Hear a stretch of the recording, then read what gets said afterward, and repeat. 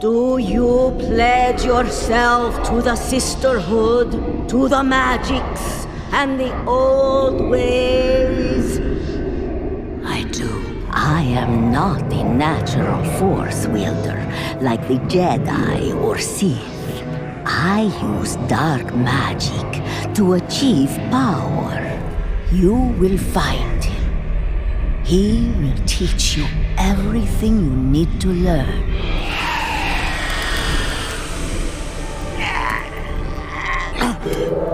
Grievous, you must stop Mother Talzin before she kills me.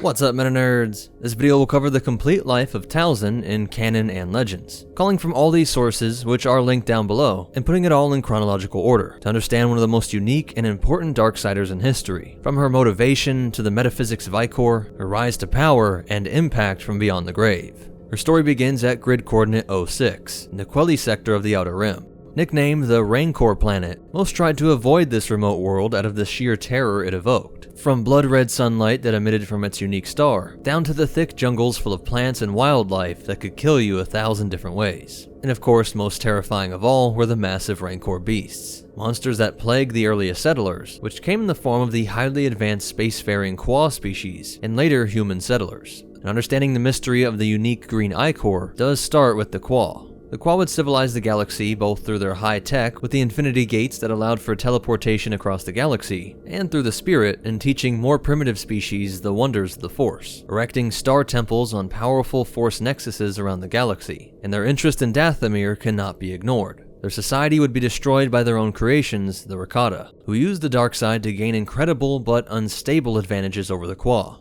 While both of these species faded into history, when the star temples collapsed, part of their defense mechanism was to radiate out energy that mutated its surroundings to create biological barriers, taking the form of uniquely deadly flora and fauna. But this also changed the Quah caretakers in the Dathomirian temple complex, creating what were called the Qui, or Blue Desert People. Eventually, this race degenerated to the point that they seemed like herd animals, and the human settlers eventually moved into these abandoned structures. These humans' origins are unknown, but likely some settlers from the core that lost their own history. By 36,453 BBY, the humans had deep shamanistic beliefs, and tapped into some mysterious force. Because of this, female shaman ancestors of Talzin were picked up by a Thoyor ship, a mysterious craft that gathered Force sensitives and brought them to Tython. It would be on Tython that the Jedi Order would form, which would eventually give rise to the Jedi and later Sith Order. By 1000 BBY, the Sith were believed extinct, but there were always problematic Jedi that needed to be expelled. In 600 BBY, Jedi Knight Alia was banished to Dathomir, and like the Quah did 36,000 years earlier, she would help to uplift these tribal humans with her advanced knowledge of tech and the Force. But she decided to set up a matriarchal dictatorship,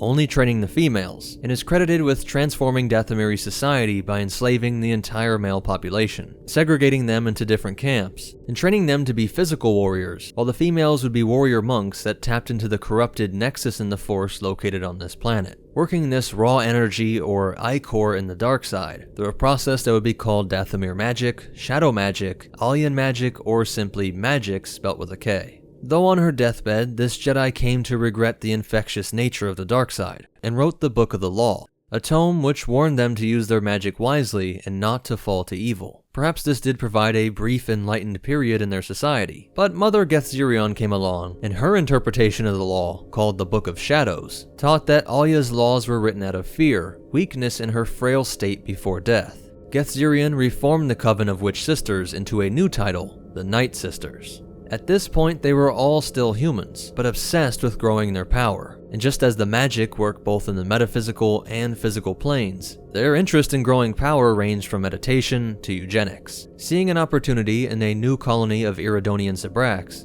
their 2 hearts, greater muscle mass and bone density, as well as their properly scary horns, were irresistible to the witches, who conquered these men and forcibly bred with them to create a new species known as Dathomirians, human Zabrak hybrids affected by the Ichor power here. The males would look more like Zabraks, while the females leaned more human and with no horns, but did have the greater physical strength of this alien species. And as the Force would have it, the only way these people were able to interbreed to begin with was likely due to the old Rakata, since they genetically created several species from a single template, making many biologically similar humanoids. The exact year Talzin was born is unknown, but when she gave birth to her first child, the Nightsisters saw this ordeal as clear intervention by the spirits. As Talzin explained, quote, "The spirits bestow fertility upon our tribe, and visit us when sickness and death come upon our sisters, as well as to claim the spirits of those who have fallen," end quote. It is because of the spirit's blessing that she was pregnant to begin with, but for some reason these same spirits gave her a challenging illness right before her child's birth. The leading shaman and clan mother at that time saw this as a trial by the twin deities, known to other cultures as the brother and sister. On Dathomir, they were the winged goddess and fanged god. The belief in their clan was that the fanged god would challenge a sister to see if she was strong enough to act as a conduit for the dark side. When Talzin survived, she passed this challenge, and when her clan mother Zalem died, her sisters knew that she was destined to be the new mother. Once in power, she pushed the strength of her clan like none other before her, and would use her mastery of magics to unify all the other witch covens into a single unified coven under her rule. Despite her success on-world, challenges quickly came from off-world in the 50s BBY. Together, she deepened all of her sisters' knowledge on magics, and wrote guiding texts on the very nature of reality, positing that spirits were lesser deities under the rule of the twin deities, and each species contained a distinct This is how they manifest differently in physical nature, and the play between physical and spiritual is happening simultaneously at all time in all living things. This is why you can do sympathetic magic. Since you are both a spirit and matter, and so is everything else, you can manipulate something as mundane as crops, interacting with the spirit of a pepper plant to make it grow more, or you can please the spirits through physical acts and offerings. Same for attacking an enemy at a distance. They could be light years away, but since the spirit realm is not bound by space and physical restrictions, you can use your spirit to attack someone else's spirit and see real physical effects downstream from that in the form of illness, bad luck, or even death. At last, you have returned, and you are safe again. This dark, demonic voice echoing from behind her words is either from her connecting with her spirit or personal daimon, and so you are hearing her true spirit talking and the speech produced by her physical body at the same time. Or it is the voice of the brother/fang god speaking through her. Is it true that he is the chosen one?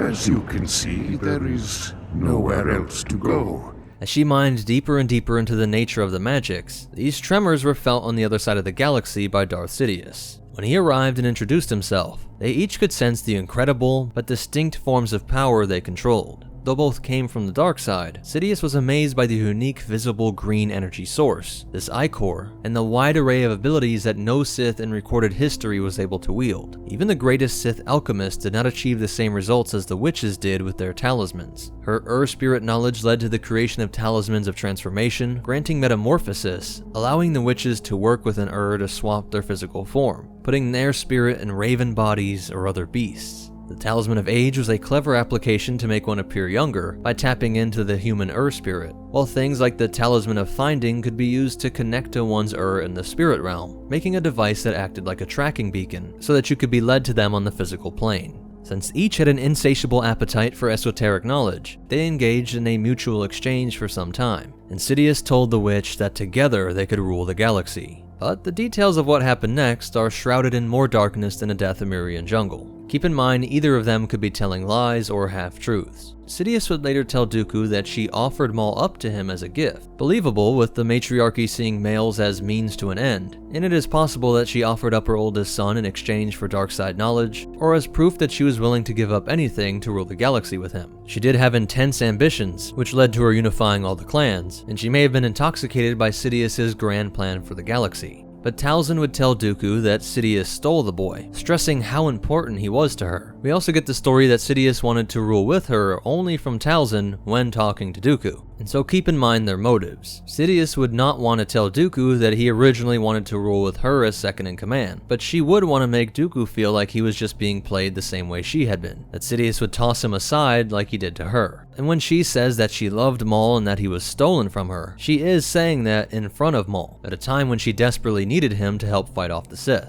Males had no status in their society, but of course the motherly bond may have caused a real connection. But it begs the question why she would not try to rescue him. She would have a personal bond with her firstborn son, combined with her intense powers, which include the ability to track down Maul, point to her never caring to look for the boy at all, and only looking for him to save herself when the need arose during the Clone Wars, only after she had suffered a string of defeats. But it is possible that, like how midichlorian expression is at least part heritable, Sidious could have stolen the boy in hopes of having a more malleable, obedient warrior, one with just as much potential, but without any independent success, and that way he could avoid the struggle for power with an ambitious and incredibly powerful witch. Either way, 4 years later she would suffer another loss. Sinatine pirate Halstead was able to overwhelm the Nightsister clans with powerful conventional weaponry. This loss to simple technology, and to a brute who probably laughed off the Force and magics. To lose to him was an utterly shameful defeat for the Coven. One of her sisters had recently given birth to a girl that was blessed with a connection to the Force. But as she tells it, this off-worlder demanded that they hand over the infant if they wanted to have the pirates leave. That girl would be orphaned several times in her short life. Her powers would be detected by a Jedi, and Ventress was brought into the Order as a Padawan, only to have her master die and eventually fall into the service of Count Dooku. By extension, this was another one of her people that was serving the will of Darth Sidious. To make things even stranger, Talzin had made an acquaintance with Dooku during his time as a Jedi Master, when the man had helped solve some of their piracy problems in the sector and provided aid to the war-torn Dathomirians, a favor she would remember decades later. In 32 BBY, through her connection with her son, she felt the intense pain and madness that Maul suffered, not just in his defeat on Naboo, but in his life in the garbage planet Lotho Minor. Maul had tried to get back to Dathomir, and was almost able to commandeer a scavenger ship and set a course for Mount Gethzerian to return to Talzin, but the crew was able to escape and leave him trapped here. In 22 BBY, the Clone Wars would break out and set the galaxy ablaze. And while in the Outer Rim, this world was not dragged into either side of the war, the Republic having no use for it, and the Sith Lords seeing no point in poking the sleeping Rancor. 2 years into the war, however, Sidious feared the rise in Dooku's power. I would hate to think you are training your own Sith apprentice to destroy me. Eliminate her. She's my most trusted. I said, eliminate her! As you wish, my lord. During the Battle of Sullust, Ventress was shot down by Anakin, and as she called to her master for help, he made it appear like he was disappointed in her, not hinting that he was being ordered. He said that he would not suffer her failures any longer. Dooku ordered the other capital ships to open fire on her location, giving up an entire Providence class to take her out. CIS reports listed her as KIA, but she was able to escape via a shuttle, get picked up in debris by some scrappers, and eventually make it back to her true home, only to be met by the heavily armed and cautious sisters. We don't like strangers. I'm not a stranger. Prepare to die. Note that they have the spirit echo voice as well, almost certainly their personal or daimon, not the Fanged God, and hints that they are elites of this clan, as not all Nightsisters always speak with this demonic echo. Mother Talzin comes to personally tell them to stand down, and takes her into the ancient temple. Though most of this architecture is certainly of Dathomirian design, there is no telling when it was made, and very likely is on the site of the old Kwa temple, with the Ichor being this green material used in their powerful magics. Bring the water of life.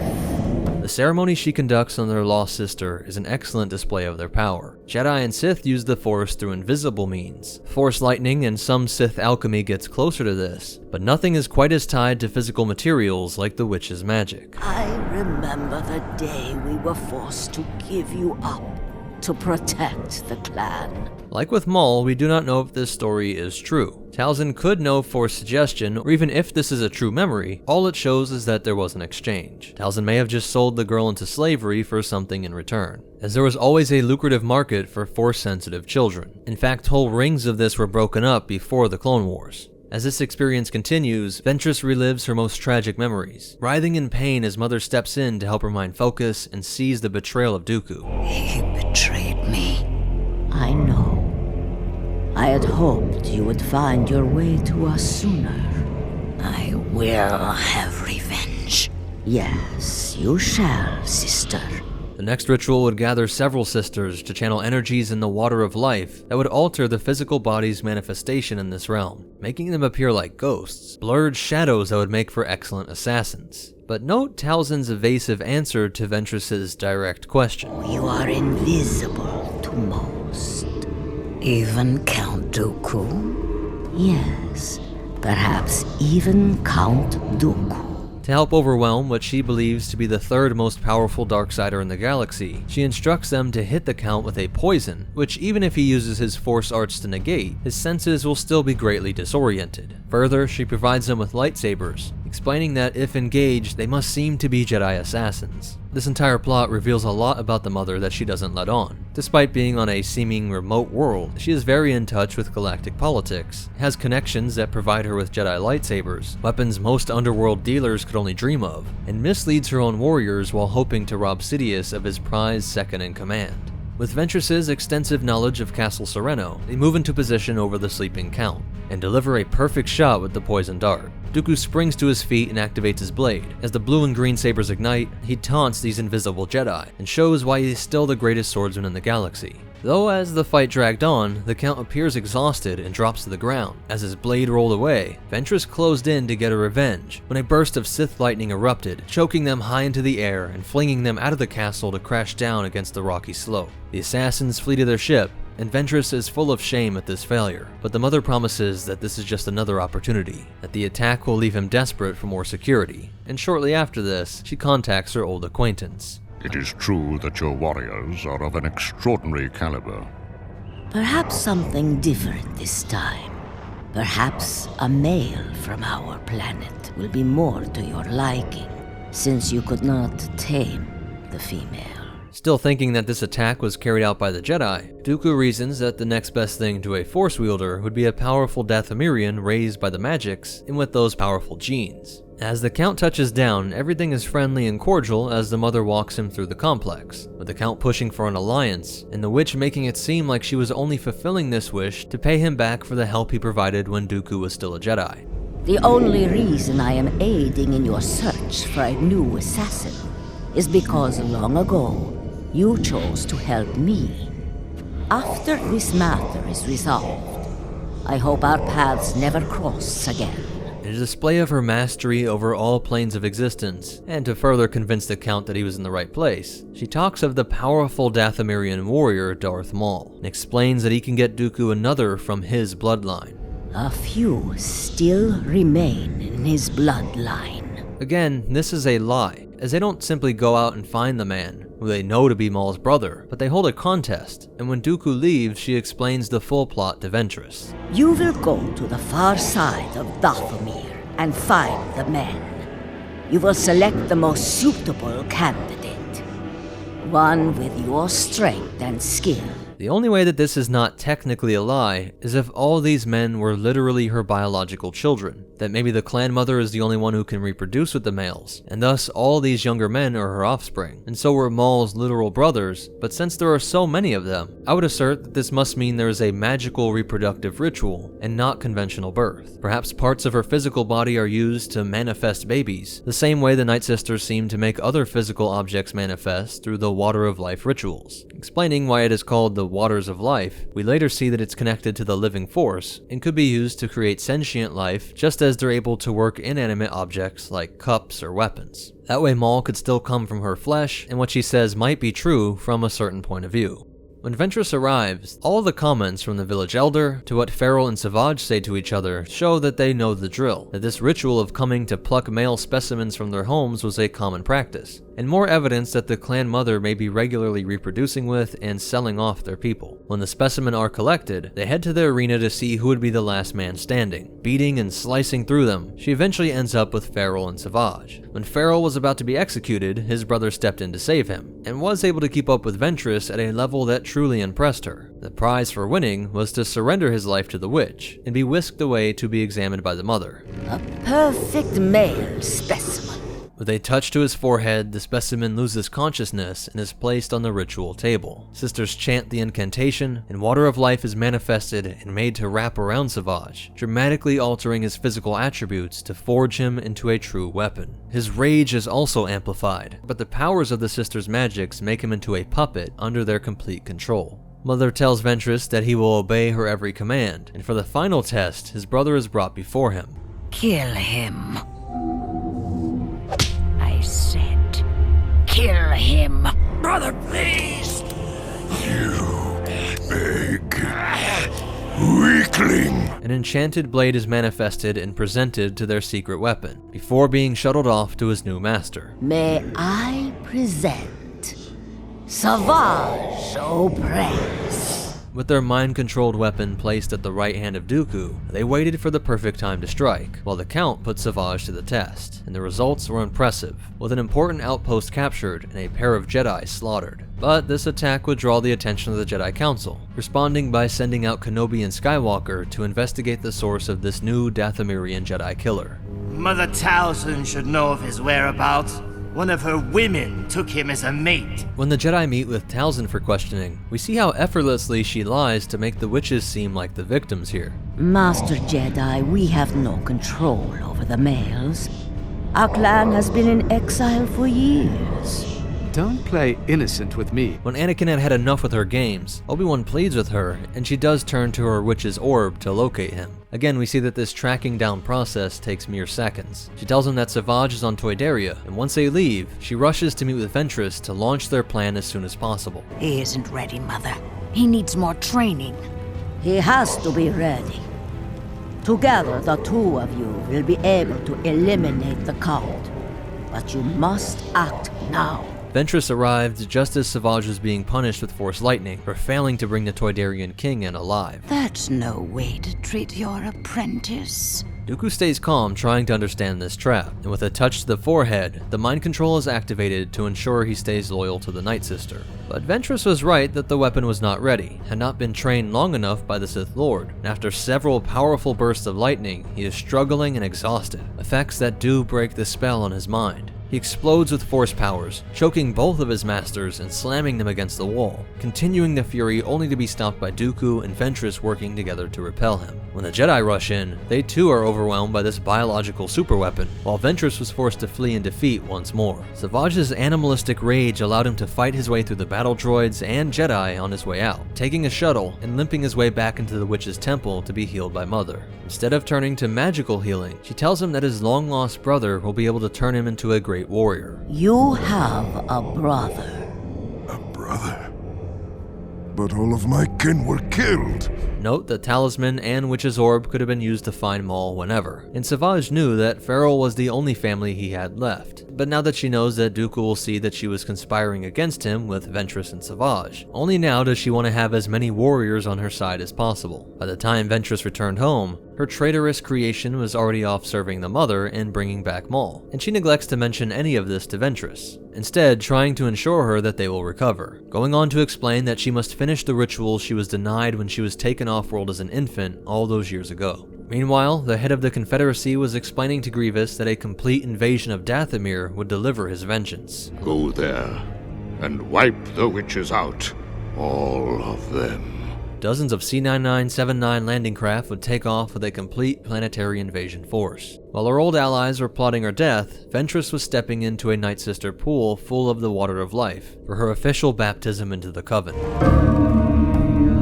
You are now reborn a sister of the night. And now we feast and celebrate the baptism of our new sister. Mother Talzin knew that war would soon come here, and so even this hallowed ritual may have only been to ensure Ventress's allegiance and or give her greater abilities in the Ichor for the coming battle. As the witches reveled that night under the blood-red skies, the first shots were fired. Droid fighters, scatter!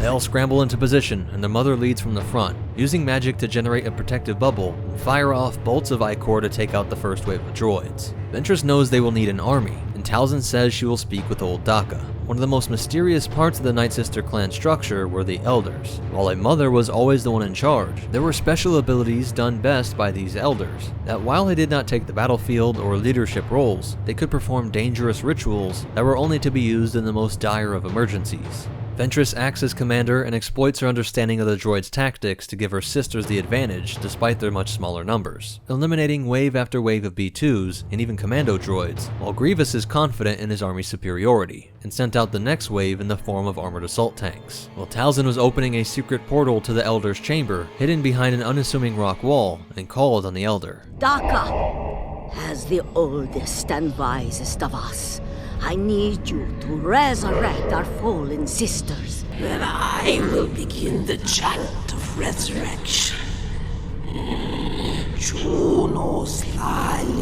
With her own witch's orb, the spirits are summoned, and the energies are sent out into the misty forest to free the corpses from their pod tombs, turn them into a raging horde of undead warriors. While the living sisters were still keeping up with their incredible athletics, a barrage of defoliator rounds set the jungle ablaze. With the undead breaking up the ranks of droids, Ventress and her troops take control of a tank and turn it on the others, paving a way straight for the CIS landing zone, while Talzin was getting to work attacking Dooku through spiritual warfare. Found it, Mother. Here is the orb you requested.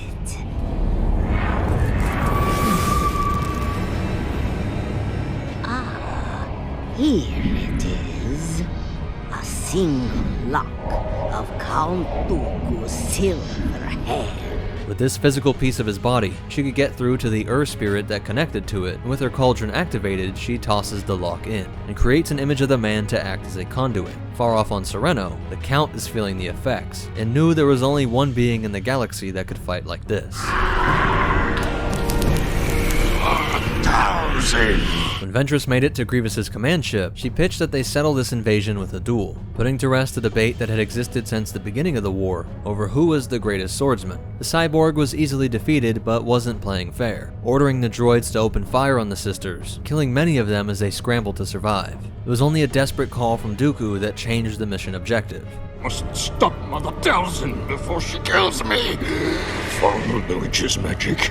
Talzin showed Dooku unimaginable powers as she forced her spirit through his own body, and caused him to writhe in pain, demanding an immediate withdrawal of forces. When he is defiant, she goes to work torturing Nidal, the Count feeling as if burning rods of steel were ripping through his body. The blast that blew open Dakka's secret chamber was a shock to Talzin, and Grievous moved quickly, slicing through a sister and then the Elder, and a barrage of blaster fire turned on the Mother, only escaping by fading away into the green mist. As soon as the cauldron is toppled and the doll falls free, Dooku throws up this Ichor, the corrupted living force or water of life that was imbued in him, while the spirit body of Talzin comes to guide Ventress. This chapter is over. Your destiny will always be linked with ours, but you have your own path to follow now. Sometime after the smoke cleared and the Separatists were off-world, she manifests her physical form and checks in on Savage's progress. Soon you and your brother will be reunited. I must make the necessary preparations. With the talisman, he is able to find the tortured husk of the once great Dathomirian warrior. We are brothers! No! You don't know. You don't know anything. Savage vows to save his brother with his mother's magic. When he arrives, she manifests before him and has to explain the destruction that surrounds them. Dooku sent his minions to destroy us, but we will survive.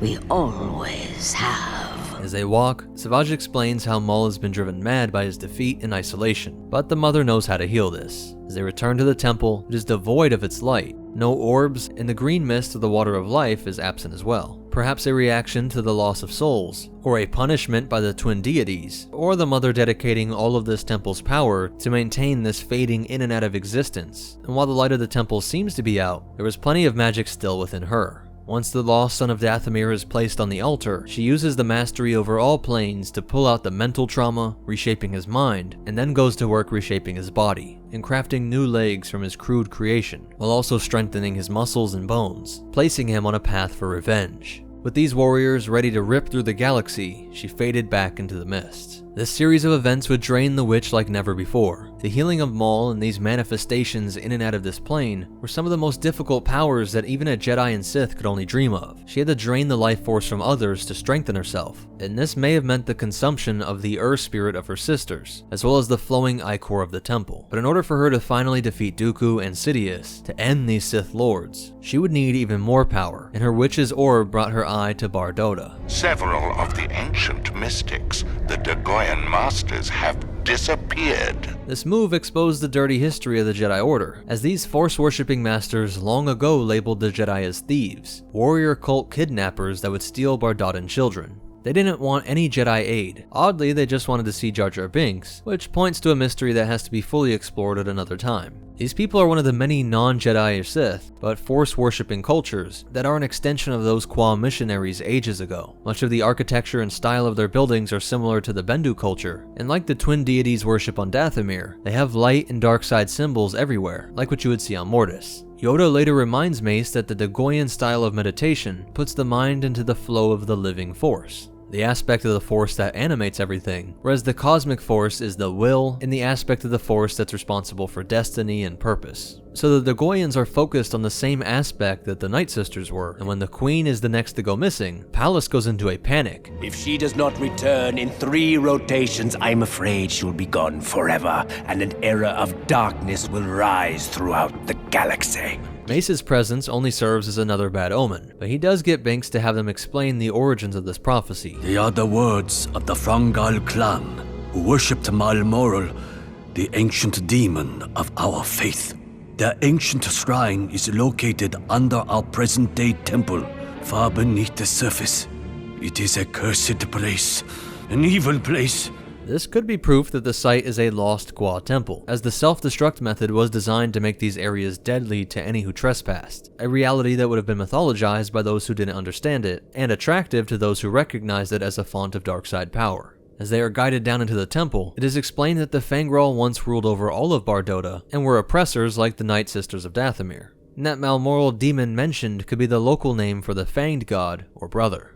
Some would call them barbarians, but in fact, they were men and women of spirit. Like Mother Talzin's mastery over phasing in and out of the living Force, and creating shadow assassins, this was likely literally true that they could walk in their spirit bodies. And seconds later, Jar Jar is ambushed by a Fangral, and we see the similar effect of a magical substance that makes one disappear, like used during Ventress' assassination attempt. As Jar Jar is taken down below, we see an enormous, stylized snake carving stretched over a pit of lava, with the characteristic green electrical properties of the Ichor running across its teeth. Once he was placed into a cage and united with the lost Dagoyan masters, he is told that they are all set to be sacrificed to Malmoral. By tracking the representative's comm signal, Mace is able to find him, while Queen Julia explains that this ritual was to steal the power of the living Force within them. What Talzin wrote as the Spirit, this temple was spiritual technology, used to kill the body and capture that animating energy, placing it into a Nightsister-like orb.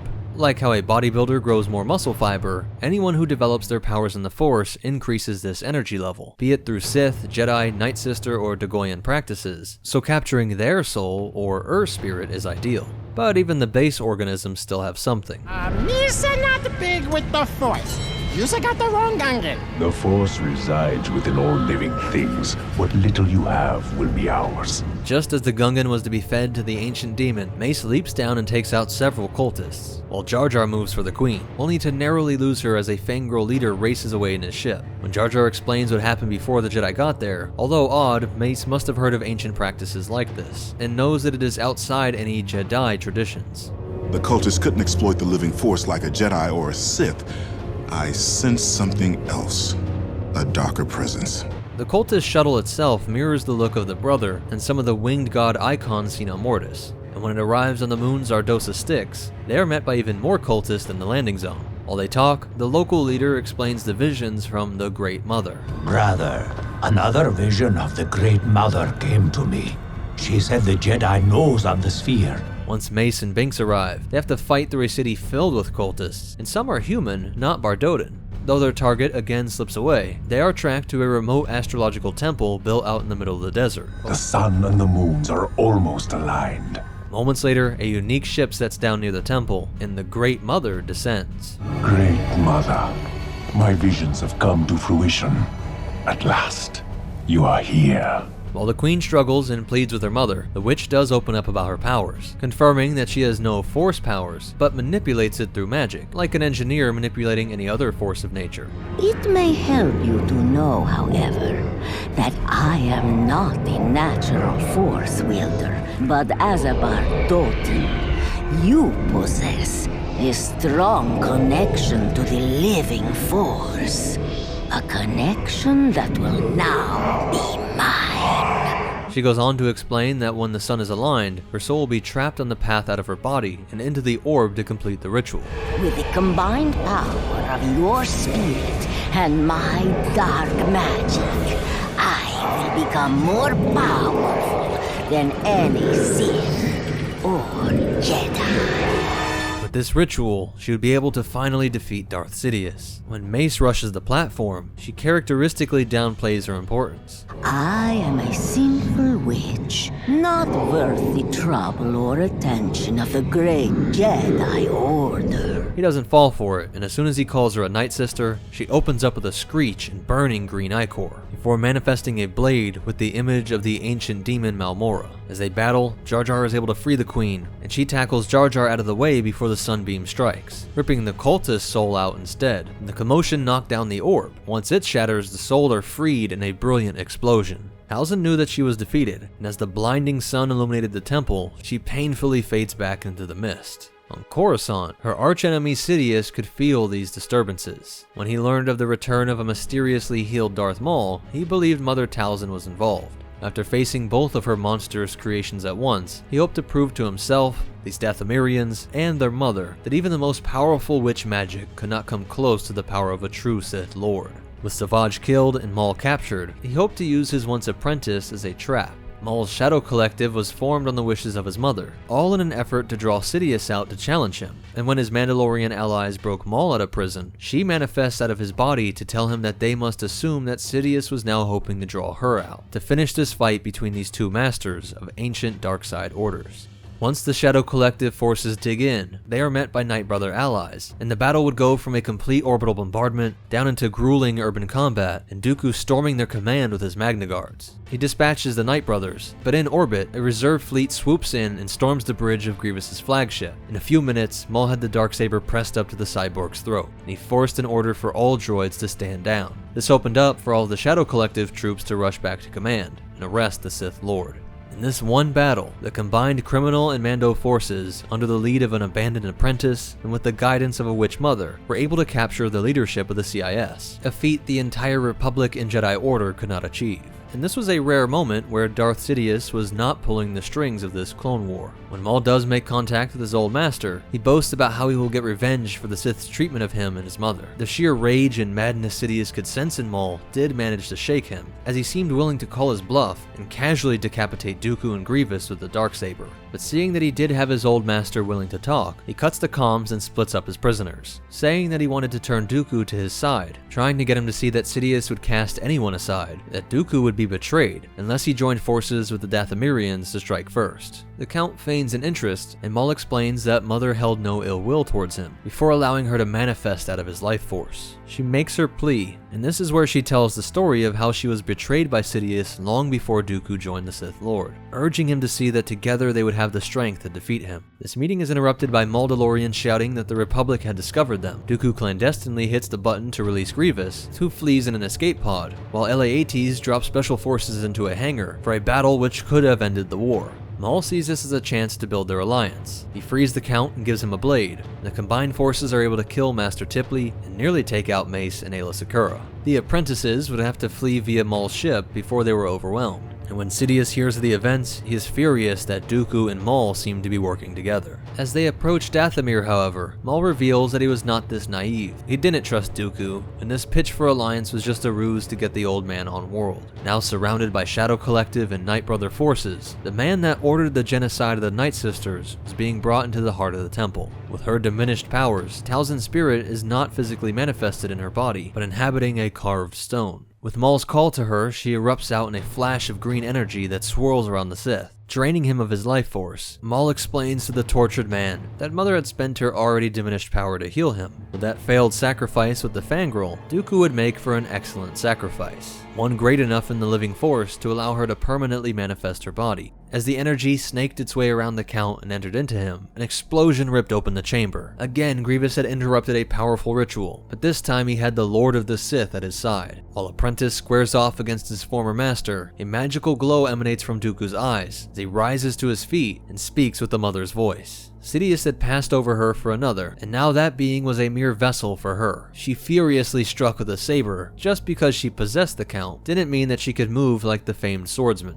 Force lightning finally ends the duel, but the witch had what she needed. The Ichor raged out of the vessel and allowed her to fully manifest once more. With crackling lightning of these two ancient Force traditions surrounding them, Sidious remained confident. Maul had bested the cyborg, while bolts of pure energy collided in the center of the room. She was able to match the energy of the Sith Lord until Dooku regained consciousness and added his own blast of lightning. Maul offered up his body, but as she saw Grievous returning to the chamber as well, she knew that after all this effort, the fight was over. She turns to tell Maul to go, and while he says they can escape together, she knows that as soon as she stops holding it back, the energy would kill them both, using the last of her energy to blast her son back into the arms of his Mando allies, while the cold cyborg approached with sabers in hand. Like her, this beast had no natural connection to the Force, but wished to fight like a Force wielder, and while Mother Talzin had used sheer will and esoteric knowledge to explore and manifest the Force, her life would finally come to an end as the sabers pierced her chest. Maul screaming at the sight as the body rapidly aged and disintegrated, Ichor flowing out of her vessel and back into the living Force. Though she would never again have the power to form like a Force ghost, and certainly not physical manifestation, her water of life was joined into the stream of spirits of all Nightsisters across time, and would continue to empower their sisters from beyond the veil.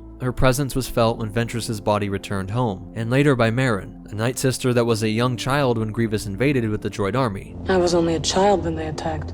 An armored warrior brandishing this descended upon us. Like Bane's belief that the power of the dark side is best expressed in two beings, one to embody it and the other to crave it, something similar seems to be happening with the Ichor, as the magic seem more powerful when there are fewer of them. As the remaining Nightsister Merrin was able to manifest things with ease that seemed even more powerful than Talzin, and even revive the dead like the Elder Daka. When she does finally throw off her manipulative master and take up the mantle of a true Nightsister, her voice picks up that echo, the Spirit Demon or Fanged God voice. You said the Jedi orchestrated the massacre that killed my sisters. Clearly you lack the power, little witch! And my misplaced loyalty has allowed you to lead the Night Brothers astray. Unlike the Jedi, the Nightsisters of Dathomir do not turn on their kind. Our bond is eternal. And later she would call on the dead, including the lost mother, to again help her in her magic. Sisters, Mother, lend me your strength.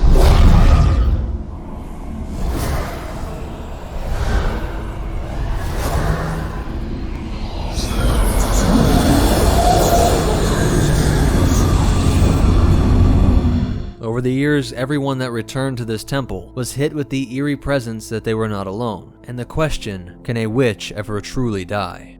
That's it for the complete life of Mother Talzin.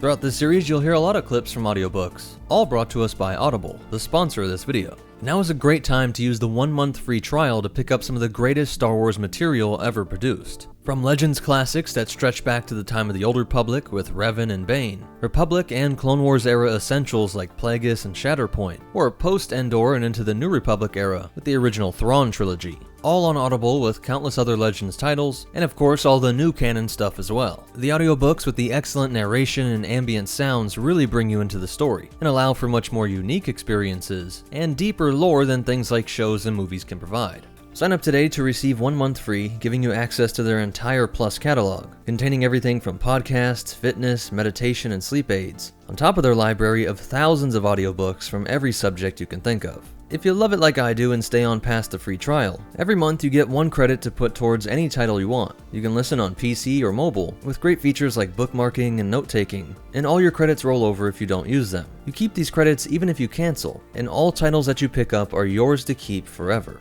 I've been a paying customer of Audible for around a decade now, and new members can try Audible for free for 30 days. Visit audible.com/MetaNerdz or text MetaNerdz to 500-500.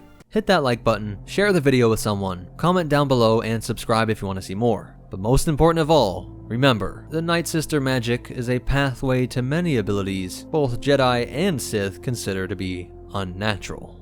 And the Force will be with you, always.